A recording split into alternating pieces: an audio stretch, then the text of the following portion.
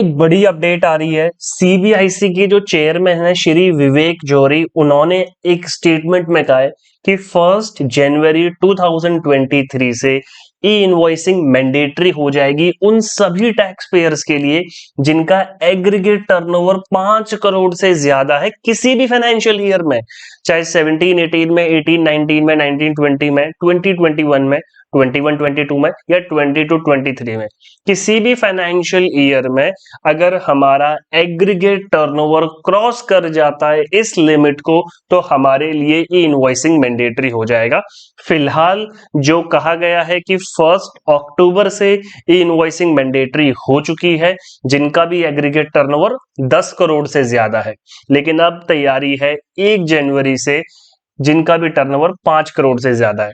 अब 5 करोड़ में लगभग सभी इसके दायरे में आ जाएंगे। हमारे कंप्लायंसेस बहुत बढ़ने वाले हैं, तो आपको डिटेल में पता होना चाहिए कि ई इनवॉइसिंग कैसे प्रिपेयर किया जाएगा, और प्रिपेयर करने के साथ साथ आपको यह भी पता होना चाहिए कि ई इनवॉइसिंग क्या हम बैकडेट पे बना सकते हैं, अगर ई इनवॉइसिंग में हमें कोई चेंजेस करने हैं, या इस तरीके के जो भी क्वेश्चन रहेंगे वो आप इस वीडियो में जान पाएंगे। तो वीडियो को एंड तक देखिए, इस वीडियो को जरूर लाइक करिए, चैनल को सब्सक्राइब करिए, और अगर वीडियो पसंद आए तो उसको शेयर भी जरूर करना। कमेंट बॉक्स में लिख के बताना जो भी आपके फर्दर डाउट्स है। देखो, सबसे पहले स्टेप बाय स्टेप प्रोसेस देखेंगे। देखो, सबसे पहला प्रोसेस ये है कि आपको ना ई इनवॉइसिंग पोर्टल पर खुद का लॉगिन बनाना पड़ेगा, लेकिन उसमें ना अलग से आपको लॉगिन बनाना नहीं पड़ता। तो सिंपली क्या है, आपका लॉगिन होना चाहिए ई वे बिल पोर्टल के ऊपर। आपको लॉगिन कहां पर बनाना है? ई वे बिल पोर्टल पर आपको लॉगिन बनाना है, और ई वे बिल पोर्टल पर जो आपकी लॉगिन डिटेल्स है वही एज इट इज आपकी रहेगी ई इनवॉइस पोर्टल पर। यानी कि ई इनवॉइस पोर्टल पर आपका कोई अलग से लॉगिन नहीं होगा, जो ई वे बिल का लॉगिन है उसी से आप ई इनवॉइस पोर्टल पर भी लॉगिन कर सकते हो। नंबर 1। नंबर 2, आपको ये ध्यान में रखना है कि अब आपके पास दो तरीके हैं ई इनवॉइस बनाने के। एक तो गवर्नमेंट ने एक एक्सेल यूटिलिटी दे रखी है। गवर्नमेंट ने एक एक्सेल यूटिलिटी दे रखी है, उस यूटिलिटी में आप अपना इनवॉइस प्रिपेयर करो।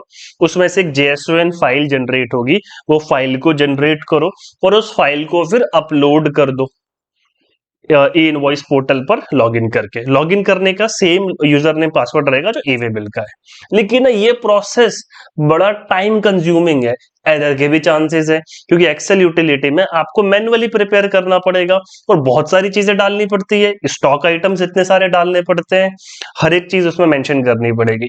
अब आपका टर्नओवर 5 करोड़ या उससे ज्यादा है, तो आप तो आमतौर पर टैली यूज करते रहेंगे, तो या कोई भी अकाउंटिंग सॉफ्टवेयर, बट मैं टैली को बेस मान के चल रहा हूं।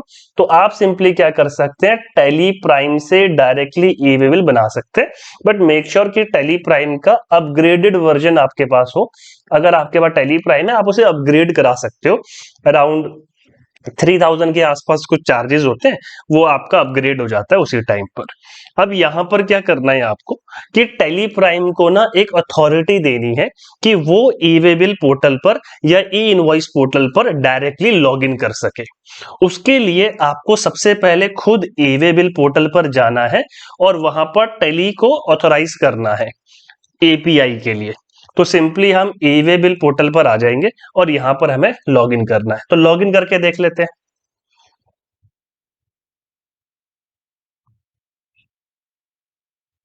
तो हमने ई वे बिल पोर्टल पर लॉगिन कर लिया है, और यहां पर एक ऑप्शन रहता है रजिस्ट्रेशन का, और इसमें एक ऑप्शन रहता है फॉर जीएसपी। तो आपको एपीआई पे नहीं करना, फॉर जीएसपी पे जाना है, और यहां पर ना एक ओटीपी आएगा आपके पास, वो ओटीपी आप यहां पर एंटर कर देंगे। ओटीपी एंटर करने के बाद ये आ जाएगा रजिस्टर योर जीएसटी सुविधा प्रोवाइडर स्लैश ईआरपी। हमें ऐड न्यू पे जाना है, और यहाँ पर जीएसपी ऑलरेडी सिलेक्ट है, और यहाँ से हम अपना यू सिलेक्ट कर लेंगे। भाई हमारा तो टैली है, तो लास्ट में यहाँ पर टैली आएगा, ज़ोहो भी आ रहा है, और बहुत सारे सॉफ्टवेयर्स हैं। तो हम यहाँ पर टेली इंडिया प्राइवेट लिमिटेड हम सिलेक्ट कर लेंगे। इसके बाद यहाँ पर ये यूजर नेम बोलेगा क्रिएट करने के लिए। इसने आधा यूजर नेम तो ऑलरेडी क्रिएट कर रखा है, बस लास्ट के 3 लेटर हमें लिखने हैं और पासवर्ड हमें अपना खुद क्रिएट करना है। ये यूजर नेम पासवर्ड कौन सा होगा भाई, हम टैली के थ्रू बनाएंगे ना ई इनवॉइस, तो टैली में बस हमें ये यूजर नेम पासवर्ड डालना पड़ेगा जब हम ई इनवॉइस बनाएंगे। लेकिन टेली प्राइम में आने से पहले ना एक दो चीजें मैं आपको बता देना चाहता हूं कि भाई अगर आप ई इनवॉइस बना रहे हो, क्या ऐसा हो सकता है कि फॉर एग्जांपल भाई मैंने टैली में एंट्री करी 10 अक्टूबर की, लेकिन मैं ई इनवॉइस बना रहा हूं 12 अक्टूबर को, is it possible? Answer is yes, बिल्कुल पॉसिबल है, कोई दिक्कत नहीं है। आप ई इनवॉइस जो है वो बाद में भी बना सकते हो, लेकिन वो तभी से वैलिड माना जाएगा जब आपने ई इनवॉइस बनाया है। भाई मैंने अपनी बुक्स में एंट्री कर दी 10 तारीख को, लेकिन 10 तारीख को मैं नहीं बना पाया ई वे बिल भी नहीं बना पाया, या फिर लेट्स से मैं ई इनवॉइस भी नहीं बना पाया, तो कोई बात नहीं, मैं बाद में बना सकता हूं। अब ई इनवॉइस यहां पर कौन कौन सी ट्रांजैक्शन के लिए जरूरी हो जाएगा? देखो ई इनवॉइस कई सारे ट्रांजैक्शन के लिए जरूरी होगा। नंबर 1, ई इनवॉइस मैंडेटरी है। जितनी भी B2B ट्रांजैक्शन होगी ना, B2B का मतलब आपका कस्टमर भी जीएसटी में रजिस्टर्ड है, लेकिन B2B में कौन सी ट्रांजैक्शन? B2B में टैक्सेबल ट्रांजैक्शन। जो एग्जेम्प्ट सप्लाई हैं उनके लिए ई इनवॉइस मैंडेटरी नहीं है। तो जितने भी B2B टैक्सेबल हैं या B2B से रिलेटेड जितने भी क्रेडिट नोट रहेंगे या फिर B2B से रिलेटेड जो भी डेबिट नोट रहेंगे, उनके लिए भी ई इनवॉइस बनाना जरूरी है। और इसमें कोई लिमिट नहीं है, जैसे ई वे बिल पोर्टल पर तो लिमिट है 50,000 की, लेकिन यहां पर कोई लिमिट नहीं है, चाहे वो 1,000 रुपए का इनवॉइस है तो भी आपको बनाना पड़ेगा। तीसरी चीज, जो हमारा एक्सपोर्ट के इनवॉइसेस होते हैं उनके लिए भी जरूरी है कि आप ई इनवॉइस बनाएं। अब एक्सपोर्ट में जो सामने वाला कस्टमर है वो तो जीएसटी में रजिस्टर नहीं होता, लेकिन फिर भी जरूरी है कि आपको ई इनवॉइस बनाना ही पड़ेगा। एंड द फोर्थ स्टेप, भाई जितनी भी हमारी डीम्ड एक्सपोर्ट की सप्लाई होती है, जो भी हमारी डीम्ड एक्सपोर्ट है या SEZ की सप्लाई है, ये भी इसी कैटेगरी में आती है। और इनसे रिलेटेड जितने भी क्रेडिट नोट डेबिट नोट है उनके लिए भी ई इनवॉइस जरूरी है। और अगर आप लेट से आपने B2C इनवॉइस बनाया तो उसके लिए ई इनवॉइस मैंडेटरी नहीं है, आप नॉर्मल B2C की एंट्री कर सकते हो। तो ये चीज का ध्यान आपको रखना पड़ेगा। और अगर आप डिटेल में सीखना चाहते हैं जीएसटी बिल्कुल बेसिक से फाइनलाइजेशन तक, यानी कि ई इनवॉइसिंग भी और हर तरीके की फाइलिंग भी, और जीएसटी में नोटिसेस रिप्लाई करना, अपील्स को ड्राफ्ट करना, अलग अलग इंडस्ट्री में जीएसटी का क्या ट्रीटमेंट है, तो आप हमारा कोर्स जीएसटी का ज्वाइन कर सकते हो। सिर्फ 999 फीस है। लाइव क्लासेस होती हैं, शाम को होती हैं, वो भी रात को 9:30 बजे से 11 बजे तक, ताकि आप ऑफिस से आके या अपना काम खत्म करके आसानी से ज्वाइन कर सकते हो। गूगल मीट पे क्लास होती है, आप जितने मर्जी क्वेश्चन पूछ सकते हो, बिल्कुल प्रैक्टिकल सेशन रहता है, 3 महीने तक चलता है, मंडे को, वेडनेसडे को, फ्राइडे को, जिसमें आपको GST in depth in detail सीखना पड़ेगा। और उसके बाद अगर आपको जीएसटी में कोई भी दिक्कत आती है, कोई भी डाउट है, तो आप डायरेक्टली मुझसे कांटेक्ट कर सकते हो। यहाँ पर मेरा स्क्रीन पर आपको नंबर भी दिख जाएगा, आपके कोई सवाल है तो आप डायरेक्टली यहाँ पर भी पूछ सकते हो। और 21 डेज की हमारी 100% रिफंड पॉलिसी है, जो आपको कहीं पर नहीं मिलने वाली। अगर आपको ये कोर्स ज्वाइन करना है, 20 अक्टूबर से हमारे कोर्सेज शुरू हो रहे हैं। 20 अक्टूबर को थर्सडे है, फ्राइडे को जीएसटी का सेशन रहेगा।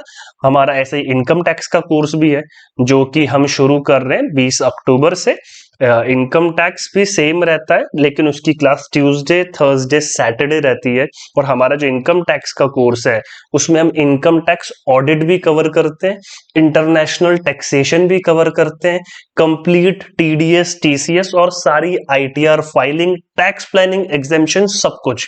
मेरी गारंटी है कि अगर आप ये कोर्स ज्वाइन करोगे तो उसके बाद आपको टैक्सेशन में, अकाउंटिंग में कोई प्रॉब्लम नहीं आने वाली। हमारे 4 कोर्सेज हैं। फाइनेंशियल अकाउंटिंग भी शुरू हो रहा है, और फाइनेंशियल अकाउंटिंग में हम बिल्कुल बेसिक से अकाउंटिंग स्टैंडर्ड के साथ चीजें समझते हैं, इंडियाज भी समझते हैं, और डिटेल्ड में बिल्कुल बेसिक से P&L बैलेंस शीट फाइनलाइजेशन और उनकी रिपोर्टिंग, कंपनी के लिए अलग है, पार्टनरशिप के लिए अलग है, वो सारी चीजें कवर करते हैं।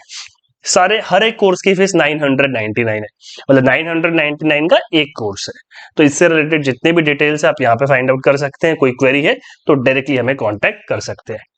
अब आते हैं, जब हम बात कर रहे हैं ई इनवॉइस की, तो B2C के लिए नहीं बनेगा, बैकडेट पे भी बना सकते हैं, कोई दिक्कत नहीं है। लेकिन यहां पर एक लिमिट होती है कैंसिलेशन की।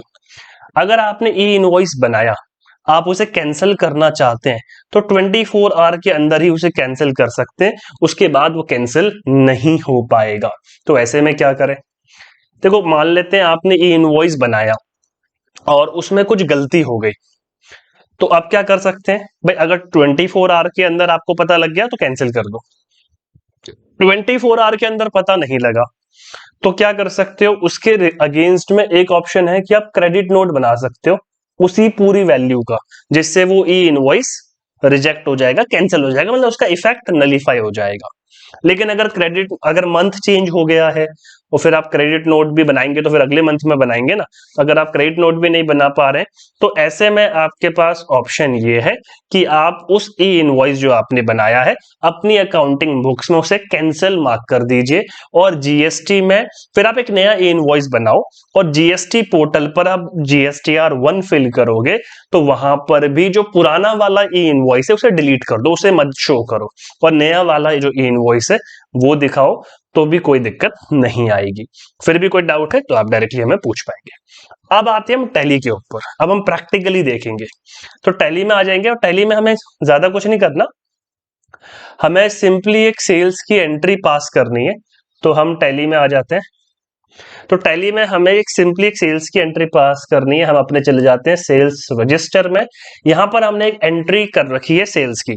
अभी इसका मैंने ई इनवॉइस नहीं बनाया, आप देख सकते हो 10 अक्टूबर की डेट का है।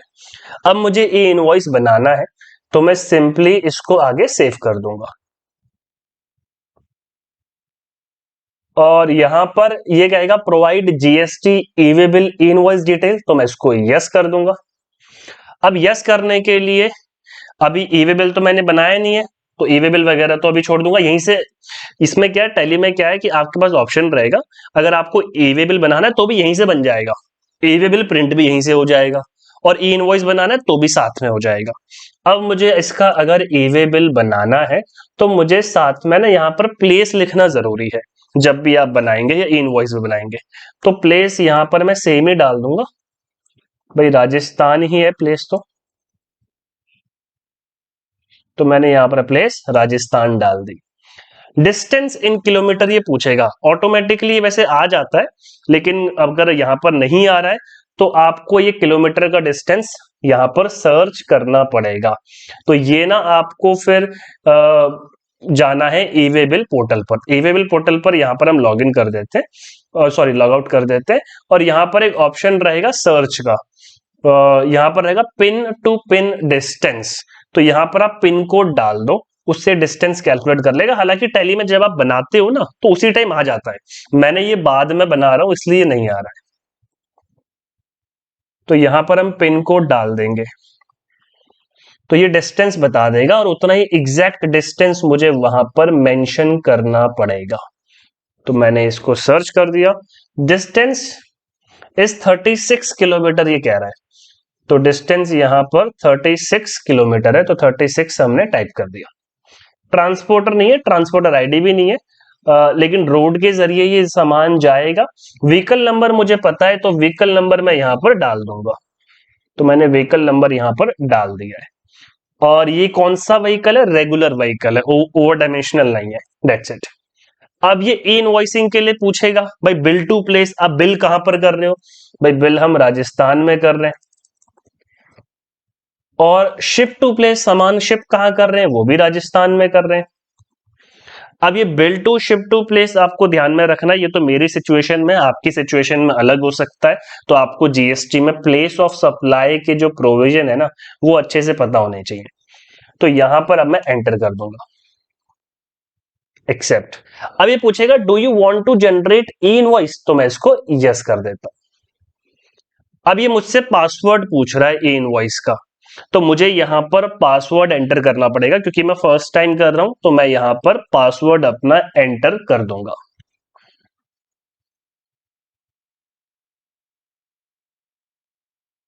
अब इसके बाद मुझे एंटर करना है। अब मैंने एंटर कर दिया। अब ये कह रहा है ई invoice generated successfully, press any की टू कंटिन्यू। अब मेरा इनवॉइस जनरेट हो चुका है। अब मुझे सिंपली क्या करना है, मैं इसमें प्रिंट करूंगा। अब मैं इसको प्रिंट करके देखता हूं, तो प्रिंट प्रीव्यू में करूंगा। तो इस तरीके से मेरा ये इनवॉइस बन चुका है। आप इसके टॉप पे चेक कर सकते हो, यहां पर IRN नंबर, एक्नॉलेजमेंट नंबर और डेट आ रही है। ये मेरा मेरा इनवॉइस 10 अक्टूबर का है, लेकिन मैंने ये इनवॉइस 12 अक्टूबर को बनाया है। सो इस तरीके से हमारा ई इनवॉइस बन जाएगा। और एवे बिल का ऑप्शन अगर आपने वहां पर यस कर रखा होगा तो एवे बिल ई इनवॉइस साथ में बन जाएंगे। मैंने नो कर रखा था, इसलिए वहां पर एवे बिल नहीं बना। अगर आपके कोई भी डाउट है ई इनवॉइसिंग को लेके, तो आप डायरेक्टली कमेंट बॉक्स में पूछ सकते हैं।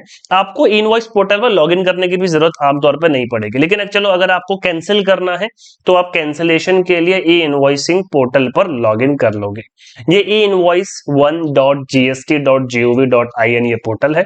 तो यहां पर आपको लॉगिन करना है, और जो आपका यूजर नेम एवेबिल पोर्टल का है वही यहां पर भी रहेगा।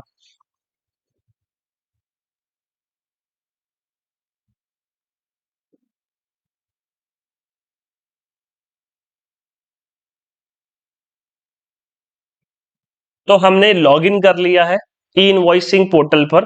जैसे ईवी बिल का पोर्टल होता है ना, लगभग वैसे ही दिखेगा। तो जैसे ये यहाँ पर बता रहा है, तो डैशबोर्ड में अब ई इनवॉइस हमारा जनरेट हो चुका है। अगर किसी ई इनवॉइस को हमें कैंसिल करना है तो हम कैंसिल कर सकते हैं। उसका एक्नॉलेजमेंट नंबर या IRN नंबर हम डाल देंगे, और यहां पर उसे कैंसिल कर पाएंगे with in a period of 24 hours. I hope आपको समझ में आया होगा ई इनवॉइसिंग स्टेप बाय स्टेप। और अगर कोई भी डाउट है तो आप कमेंट बॉक्स में लिखिए, और इन कोर्सेज के बारे में जरूर रीड करिए, क्योंकि इनसे अच्छे कोर्स इतने कम प्राइस पर लाइव सेशन के साथ डिटेल में और एकदम एडवांस लेवल तक बेसिक से, और आपका 100% आपको सपोर्ट मिलता है, और डायरेक्टली आप मुझसे कांटेक्ट करते हो। तो कमेंट बॉक्स में मुझे इंतजार रहेगा आपके क्वेश्चंस का। और अगर आप चाहते हैं किसी और टॉपिक के ऊपर मैं वीडियो बनाऊं तो वो भी जरूर लिखें।